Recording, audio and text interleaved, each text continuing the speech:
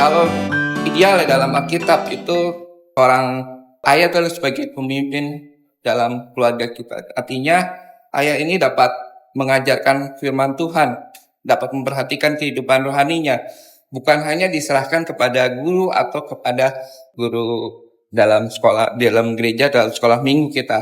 Jadi kita harus juga memperhatikan bagaimana kehidupan rohani anak-anak kita. Ini yang diinginkan oleh Alkitab.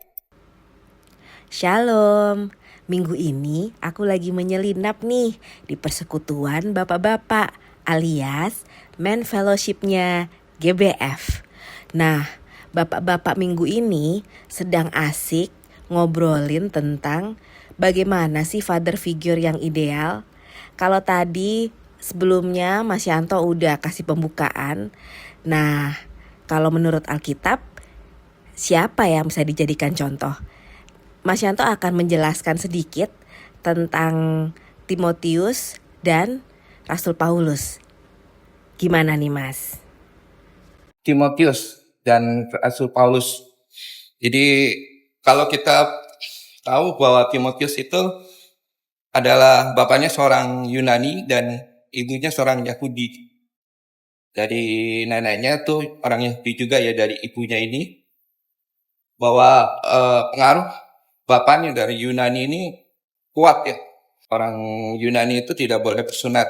Jadi ibunya selalu mau membawa, tapi kan nggak boleh ya orang tidak bersunat ke sinagoge atau ke rumah orang ibadah untuk orang Yahudi.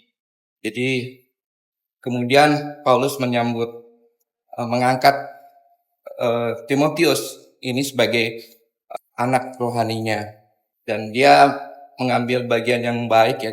Dia memilih sebagai Rasul Paulus sebagai bapak rohaninya, mana dia terus bertumbuh dan berkembang.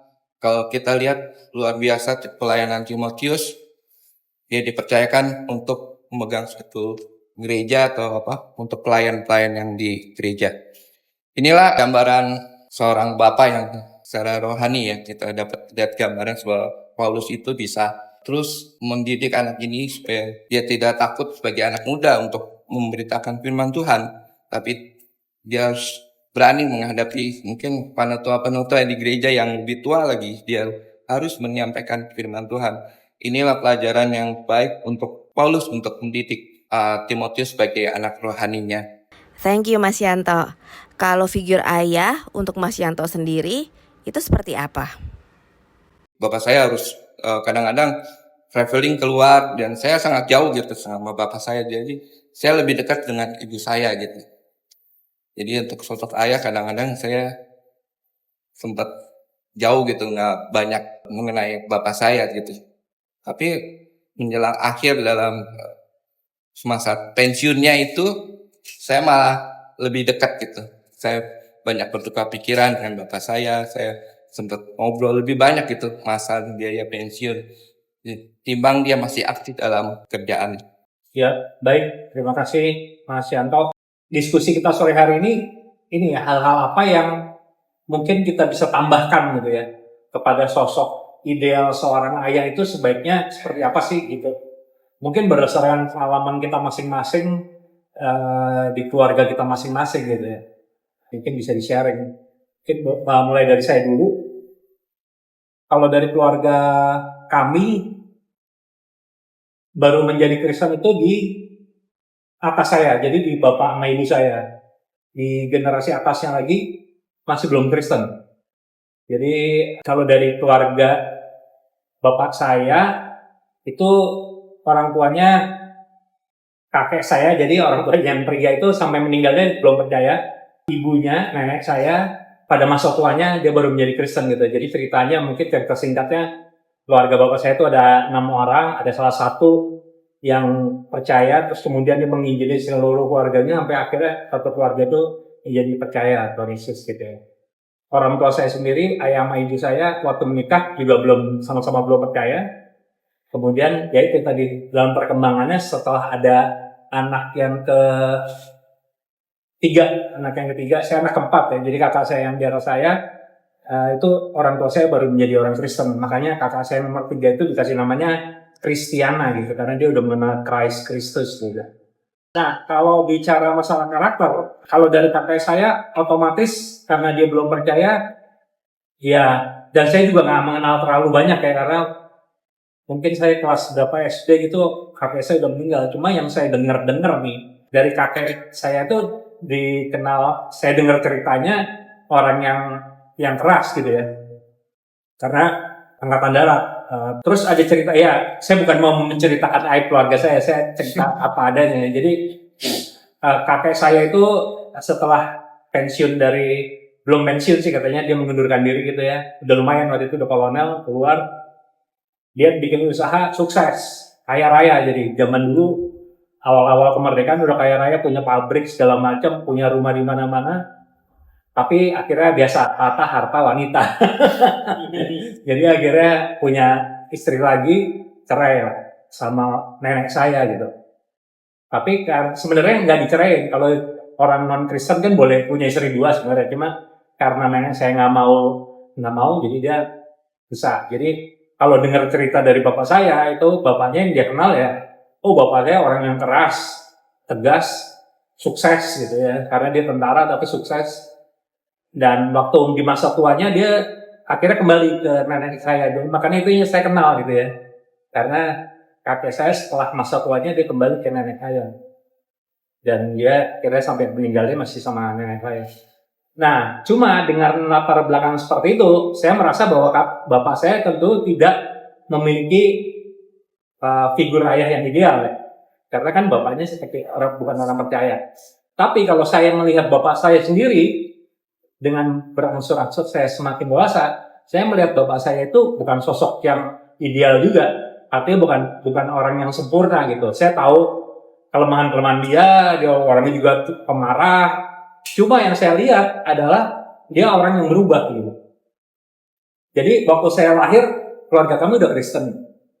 Bahkan kalau saya lihat, ya walaupun saya masih kecil banget ya, bapak saya waktu dia percaya, jadi orang percaya tuh aktif banget di gereja gitu. Bahkan rumah dinas saya di Tanjung Priok itu kemudian dijadikan cabang gereja Bayoran, yang sekarang jadi gereja Baptis Dahlia itu di garasi rumah kami. Jadi dari kecil saya ke gereja ya di garasi rumah kami gitu. Cuma ketika dengan berjalannya waktu, mungkin sekitar saya kelas SD kelas 5 kelas 6, bapak saya secara karir menanjak gitu ya, meningkat banget. Dan sayangnya kalau yang saya lihat dan saya alami pada waktu itu, dia kemudian bergeser dari iman Kristen ke kejawen gitu. Akhirnya bapak saya dikenalin sama yang keris lah, yang apa, tirakatan lah. Waduh, akhirnya rumah saya tuh jadi kayak museum itu, benda-benda kayak gitu tuh. Keris, tombak lah apa gitu. Bapak saya tuh mulai klenik-klenik gitu. Cuma singkat cerita, ketika saya SMA gitu, itu kan saya SD terakhir gitu ya, SD, SMP. Nah waktu saya SMA itu, bapak saya bertobat lah, saya nggak tahu ceritanya bagaimana. Bertobat, terus akhirnya semua barang-barang itu diserahkan ke pendeta, diserahkan, dihancurkan. Padahal saya tahu banget harga satu keris itu mungkin harga mobil pada waktu itu. Sementara bapak saya mungkin menyerahkan itu mungkin ada 30 sampai 40 keris dan tombak yang sekian banyaknya itu dihancurkan gitu ya. Habis itu saya melihat bahwa dia berubah gitu, dia semakin secara rohani, dia semakin pelayanan, makanya ya itu jadi diakon akhirnya, terus dia layanan di gereja juga semakin serius. Saya melihat juga karakternya makin lama makin berubah gitu. Nah dari situ sih pengalaman yang saya dapat dari masa kecil itu kemudian membentuk saya juga ketika saya menjadi seorang bapak gitu ya. Membentuknya itu dalam arti saya belajar dari kesalahan-kesalahan bapak saya gitu. Ya kalau dulu bapak saya marah ya asal marah aja gitu. Kalau saya mungkin belajar ketika saya marah, saya berusaha menguasai diri gitu supaya nggak menyakiti hati anak saya. Kebetulan anak saya juga perempuan gitu. Mungkin kalau anak saya laki, saya lebih ngegas gitu. Jadi juga kayak gitu saya ngerem gitu kayak gitu. Terus kemudian ya tadi seperti yang Mas Yanto bilang, saya juga mengajar untuk percaya. Jadi saya kebetulan waktu masa pandemi itu ada kesempatan untuk bersaksi sama dia. Saya mengajar dia, saya bersaksi. saya ajarkan jembatan keselamatan sampai dia percaya, dan puji Tuhan juga waktu dia mengambil keputusan untuk percaya waktu itu masih ibadah online tuh, saya ingat banget masih ibadah online. Waktu itu ada PPAAT itu ya, pelajaran Alkitab awal tahun yang khotbah pendeta Roni Sewarwora, anak saya mau terima Tuhan Yesus. Jadi karena di rumah, jadi saya yang mimpin. Jadi itu buat saya pengalaman yang luar biasa sih. Jadi anak saya terima Tuhan Yesus, saya yang bimbing terima Tuhan Yesus. Itu palingnya. Jadi artinya gini, kan ada yang bilang itu ya, apa yang dilakukan Bapak kita tuh menurun pada kita, akhirnya kita jadi seperti itu juga gitu. Like father, like son, makanya ada kata-kata seperti itu. Tapi ternyata enggak, di dalam Kristus itu sebenarnya enggak seperti itu. Mungkin secara genetika atau secara itu mungkin ada sifat-sifat yang sama gitu ya. Tapi kalau udah karakter itu sebenarnya enggak. Karena di dalam Kristus, di dalam Roh Kudus sebenarnya karakter kita bisa dirubah dari yang mungkin yang turunannya itu ada yang buruk-buruk jadi baik, karena kita akhirnya tahu, oh Bapak kita ada yang benar, ada yang salah, yang benar kita ambil, yang salah yang kita ikut. Itu sih kalau dari saya. Iya ya, benar juga. Kita bertumbuh melihat orang tua kita bertumbuh melihat ayah kita, dan kita juga bertumbuh dengan berpijak pada firman Tuhan. Kita bisa melihat bahwa di dalam Alkitab kita juga bisa belajar orang tua yang ideal itu seperti apa. Jadi kita bisa memilih bagian-bagian dari orang tua kita yang bisa kita contoh atau yang perlu kita buang, yang tidak baik. Nah, jadi kalau bapak-bapak di sini dengan cara seperti itu bisa menjadi lebih ideal lah ya. Gitu. Mungkin ada yang lain yang ceritanya juga cerita tentang ayahnya, cerita tentang orang tuanya, bisa menjadi bahan diskusi di sini nih. Kalau saya sih bekal dari orang tua ya, orang tua saya itu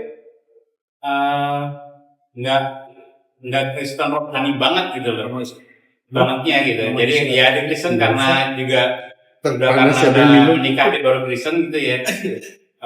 Ini bapak saya juga muslim biasa aja gitu loh, nggak yang taat juga. Soalnya keluarganya dia malah Katolik pada orang Jogja. Jadi kakaknya bapak saya itu suster, malah suster Katolik. Sekarang sepupunya juga ada, sepupu saya suster Katolik ada. Jadi keluarga besar mereka banyak Katolik, tapi saya nggak tahu. Bapak saya jadi Muslim sendiri gitu. Mungkin karena dia masuk angkatan laut jadi Muslim gitu. Jadi di angkatan laut Muslim. Kristennya setelah saya masuk gereja, mungkin 2-3 tahun saya ke gereja di Kebayoran ini baru menjadi Kristen yang percaya. Sebelumnya sih cuma baca koran doang di mobil nungguin kita. Iya, ibu saya masuk gereja, anak-anak masuk gereja, dia di mobil aja baca koran gitu. Tapi satu teladan buat kami adalah bapak saya menjalankan kekristenan seperti kedinasannya dia. Jadi begitu taatnya, begitu disiplinnya. Kalau ke gereja zaman dulu kita sebelum bapak saya ke gereja ya, gereja jam 8 juga baru nunggu bis gitu. Jam 8 baru berangkat dari rumah gitu. Jadi nunggu bis karena waktu itu belum macet, ya setengah 9 baru nyampe gereja gitu. Tapi begitu bapak saya menjadi begitu masuk Kristen terus percaya, dia menjadi orang Kristen yang taat. Jadi kalau setengah 8 kita udah dioprak-oprak suruh berangkat gitu.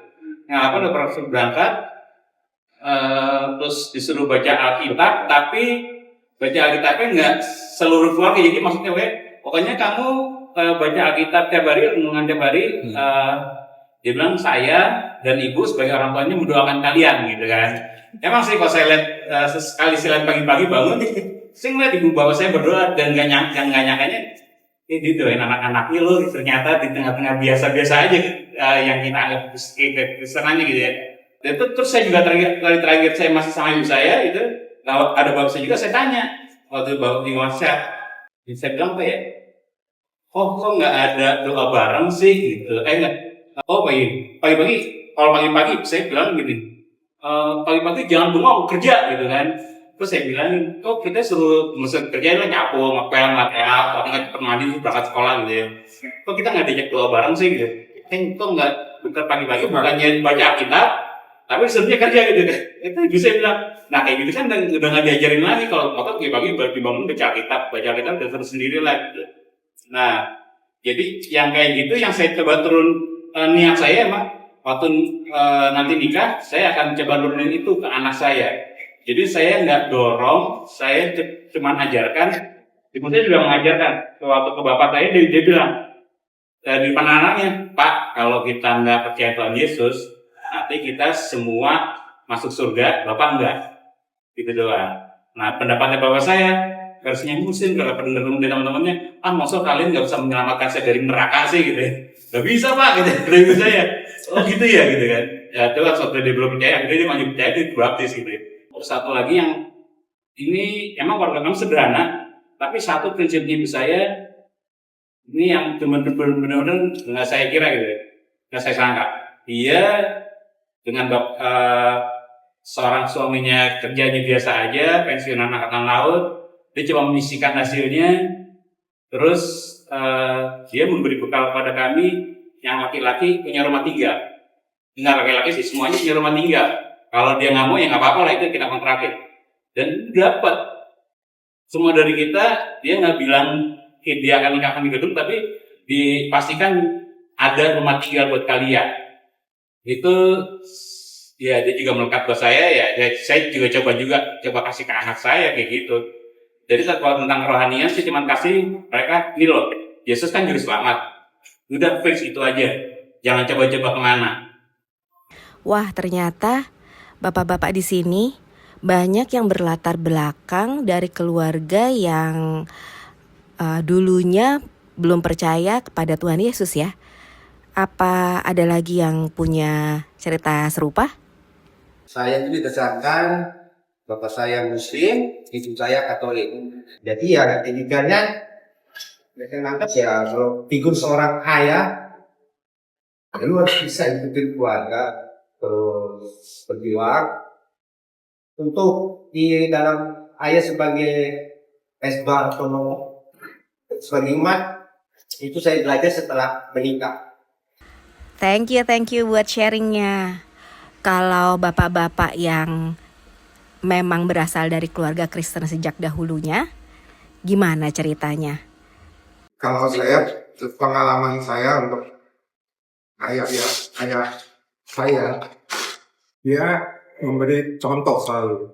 Salah satu contohnya yang sekarang saya praktekin adalah saya nggak mau telat.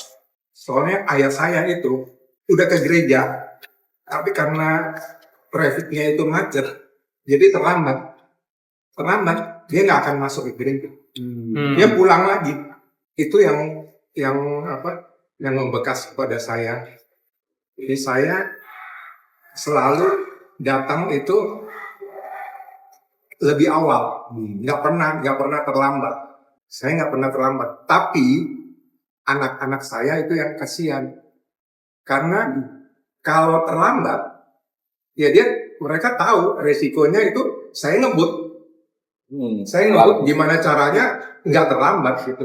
Jadi kalau mau santai, istri saya juga tahu sekarang. Ya prepare itu semuanya itu dengan benar sehingga kita nggak terlambat. Itu aja. Itu yang positif yang saya dapat dari ayah saya. Kalau ayah saya, papa saya hampir sama juga sama Bang Teguh, dia tipikal sama-sama Batak ya. Iya, jadi orang Batak kurang bisa berkomunikasi sama anaknya gitu. Cuman dengan segala kekurangannya, memang kalau dari segi uang itu lebih dari itu. Cuman kalau rohani kurang. Masih ada. Nggak pernah gerejanya cuma Natalan. Iya. Dia juga berdoanya tuh bawa banget, nangis segala. Nggak pernah gereja. Doanya bagus. Wah, gitu. bingung juga kadang-kadang. Cuman ya kita kan nggak bisa menjudge ya. Iya, Pak Pendeta ya. Ini ya dia punya pengalaman dia sendiri. Dia pernah cerita juga Pendeta. Jadi dulu waktu sekolah curug itu,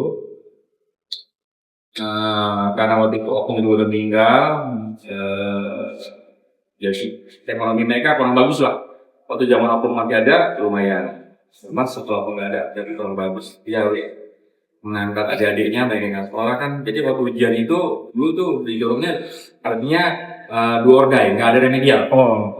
Jadi pada saat les harus mood, dokternya guru di samping itu nggak bisa ngomong apa-apa. Kalau kayak kita kan belajar waktu shift itu, ini kurang, ini masih diingetin. Kalau ini udah enggak. Jadi dia abeng perang. Ya, dia takut nggak lulus. Karena waktu pulang tuh ke Jangkar udah jadi preman mungkin di sana udah nggak jalan lagi gitu kan. Nah, dia berdoa. Jadi dia merasa pada saat dia naik itu, pada saat dia sekolah tes itu terakhir smooth banget semua. Nah, jadi dia itulah menurut dia pengalaman dia bersama dengan Tuhan. Nah, saya kalau secara rohani lebih banyak sama Abang Endi juga ibu dia. Paulusnya mungkin ibu saya lah dalam segi rohani. Ya Pak Marti sebentar lagi mau jadi ayah juga dia. Jadi harusnya belajar. Mau sharing sedikit pengalaman kalau ayahnya Pak Marti bagaimana dulu? Terus ada hal-hal positif apa yang bisa diambil dari bapaknya yang berkesan buat Anda gitu? Ayah saya orangnya terang, Pak. Ini jarang diganggunya. Jadi kalau ayah saya mendidik kami anak-anaknya itu luar biasa lah. Pakai kekuatan yang luar biasa. Jadi kalau kami punya kesalahan pasti yang keluar itu ya kalau nggak tongkat, bambu, selang itu kan. Gesper. Sapu lidi. Ada satu momen yang paling membuat saya marah sama saya. Saya ketahuan ngerokok. Saya ketahuan ngerokok. Saya bawa pulang ke rumah. Terus saya di-hire gitu. Saya sudah dianggap seperti musuh bagi dia. Dipukul bagi kita, ya. Pakai tangan, tampang, bilang, pakai bau juga tuh. Pasti kan patah-patah gitu. Jadi itu saya merasakan kebaikan lah semuanya saya. Makanya saya nggak punya bapak gitu ya. Dan ngerinya ketika dia pukul saya pakai bambu, ini firman Tuhan. Iya, akan jauh. Mirip frontal lah. Iya, ada matanya juga.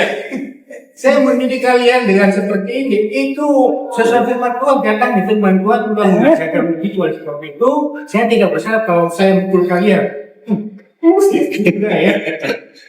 Jadi menurut saya, bapak saya yang keras, tapi balik kerasan itu ternyata dia tidak sembarangan ya untuk membuat metode pendidikan itu, tapi memang dia harus secara. Dan yang saya salut tadi, itu setiap kali guru di meja ke Alkitab yang sering dia baca itu surat Taurat, surat Musa. Memang di Alkitab kan memang ada ya, ajarlah anakmu gitu ya.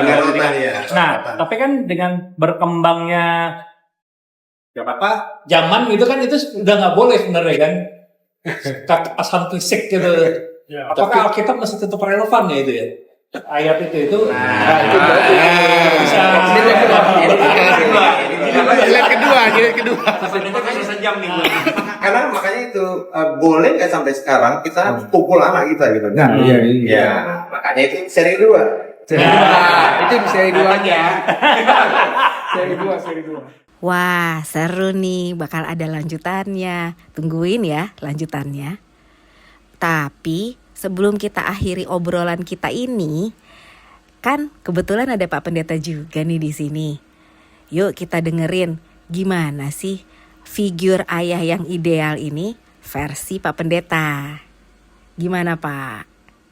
Dari semua cerita paling beda saya kayaknya. Saya lahir langsung jadi anak pendeta. Jadi ini ekstrem kanannya nih. Iya. Bandel-bandelnya. Jadi saya lahir tuh langsung di gereja karena di Magelang itu gereja ini pastori, jadi ya udah kemana-mana ya tentunya gereja. Jadi kebaktian pagi siang sore malam pokoknya saya ada di mana-mana semua dibawa. Jadi mau kebaktian jam doa, kebaktian keluarga, saya semua ikut. Nah terus kemudian yang paling berkesan buat saya itu saya marah dengan bapak saya karena saya nggak bisa lihat kartun. Karena kartun itu adanya Pagi. 8 pagi. Terus sampai jam 11. Terus mama saya bilang kamu anak pendeta, kamu harus sekolah minggu. Zaman munyung. Jadi ketika saya sampai di sekolahan itu yang lain cerita macam-macam, saya kayak orang bego aja. Gak ngerti apa-apa. Saya bilang kenapa saya terpaksa begini? Itu pemberontakan saya luar biasa. Itu sebabnya saya punya tekad anak saya mau jadi apa saya terserah. Terlebih lagi ketika tahu saya dipanggil jadi hamba Tuhan, saya bilang kamu bukan anak pendeta, kamu anak Yosia. Itu yang saya tekankan buat anak saya. Jadi yang paling ekstrim yang saya lakukan itu adalah di sini itu ada PKMB, tapi anak saya youth-nya di NDC. saya bilang begini, kalau nanti jemaat sini marah sama saya akan maju. Dia punya kalau dia bisa bertumbuh di sana, dia bisa kenal Tuhan di sana. Gak masalah. Buat saya itu. Karena buat saya semua gereja sama.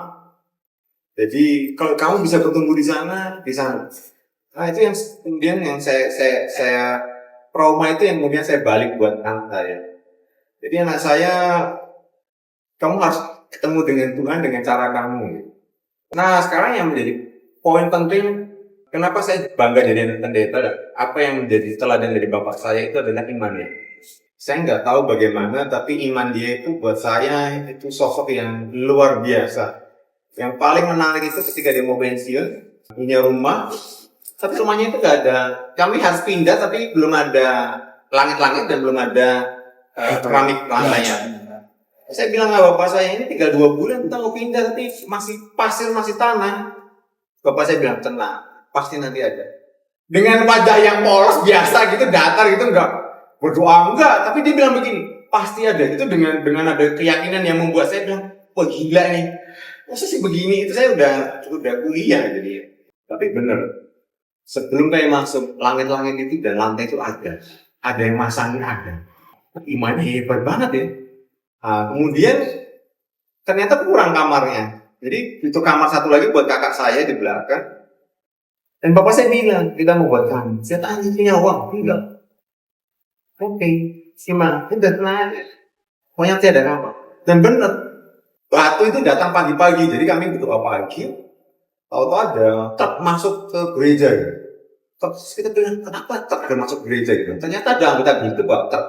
Terus dia bilang begini, Pak, saya itu kemarin dipesenin batu 1 truk itu ternyata orangnya nggak jadi. Terus sekarang saya mau buang kemana itu saya bingung.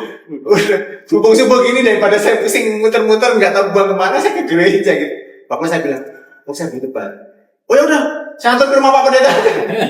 Saya pikir ini kok bisa Tuhan kirim batu gitu, batu pondasi jalan naik semuanya jadi. Iman itu yang kemudian hari ini saya yakini. Bapak-bapak, saya bukan orang yang berkelebihan dalam segi finansial, tetapi saya hidup dengan sebuah keyakinan ketika saya melayani Tuhan, itu pemenuhan itu ada. Itu sebabnya kenapa. Tapi ini kesaksian jangan disalahartikan ya teman-teman. Ketika saya menjadi pendeta di sini, saya bilang saya nggak mau digaji. Bukan saya lebih atau bagaimana, tapi saya mau tahu bahwa kalau saya melayani Tuhan, saya nggak bergantung. Oh nanti saya lihat jemaat itu wah yang gaji saya ini, saya nggak pengen begitu. Saya berjuangnya buat Tuhan. Saya mati-matian buat Tuhan. Kalau saya harus melayanan sampai 24 jam itu karena Tuhan, bukan karena saya digaji. Itu yang menjadi perjuangan saya. Itu yang saya lakukan. Kenapa? Karena saya melihat bapak saya bisa melakukan, dan gaji bapak saya itu saya ingat sekali, saya sudah kuliah itu 150.000, dan itu cukup untuk membesarkan saya dan kakak saya. Dan ajaibnya Tuhan itu mengalir begitu luar biasa. Dan ternyata ketika saya jadi pendeta, saya juga mengalami hal yang sama. Iman itu diwariskan, dan kemudian saya praktekkan, dan kemudian saya mengalami apa yang bapak saya alami juga. Jadi teman-teman, mungkin kita tidak bisa jadi bapak yang ideal. Tapi yang menarik sebetulnya, mungkin kalau ada seri kedua, yang menarik itu kenapa dan itu nggak berperan sebagai ibu, tapi sebagai bapak, sehingga dia menunjukkan kasihnya, kasih bapak gitu. Padahal kan kalau kita tahu kasih itu lebih keren gitu. Di orang dunia tidak ada kasih bapak, tapi kalau kita belajar Alkitab itu hati bapak, kasih bapak, kenapa bapak ya? Apakah itu sebuah tradisi orang-orang Yahudi, dia patriark begitu sehingga maskulinnya kuat sehingga dia bisa menunjukkan? Tapi buat saya enggak hanya sekedar itu, pasti ada sebuah message yang sedang kerjakan bahwa kasih bapak itu ada istimewanya sehingga dia menunjukkan dia sebagai seorang bapak dan sesuatu. Nah itu yang mungkin perlu kita pikirkan lagi untuk mengerti. Jadi itu bapak-bapak itu sebetulnya ngapain sih? Itu loh, karena kalau bapak-bapak lihat yang kemarin di kemarin ini pada gurun itu kan seperti bapak mengajari anaknya.